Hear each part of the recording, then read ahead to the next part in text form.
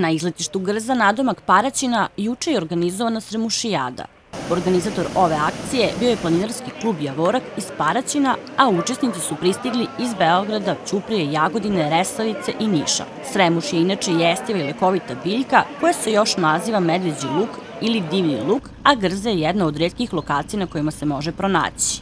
Imamo danas našu planinarsku aktivnost pod nazivom Sremušijadu. Ona je prvi put, a planiramo i naredne godine da je organizujemo i da bude i šireg karaktera.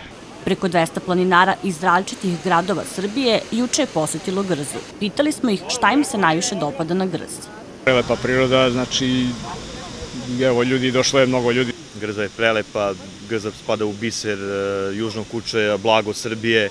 Mi dolazimo skoro svake godine u proleće na Grzu, malo se prošetamo, naberemo od Sremuša.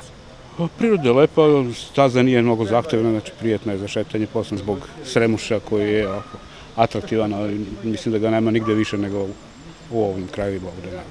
Pored Sremušijade, organizatori su još jednom skrenuli pažnju na najavu izgradnje mini hidroelektrane na reci Grza. Članovi planinarskih klubova saglasni su da bi se time narušila priroda. Nisam za to, zbog samog narušavanja prirode, ekosistema prirode, mora da čuvamo ovo malo prirode što imamo. Mišljenje nas prirodnjaka je jako negativno i ne podržavamo nikako izgradnju nikakvih hidroelektrana, nikakvo pregrađivanje reka, ne samo Grze, bilo koje druge reke u Srbiji. Mi smo, kao i svi ostali klubovi u Srbiji, koliko je to u našoj moći, protivimo se izgradnju mini hidrocentrala. Ja sam protiv toga, a ostalo, nadam se da su svi ostali članovi. Mi smo i potpisivali peticiju protiv izgradnje hidrocentrala.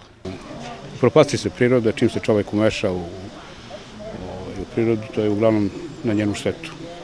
Ja sam u principu protiv, mislim da te mini elektrane naprave više štete nego što proizvedu struje.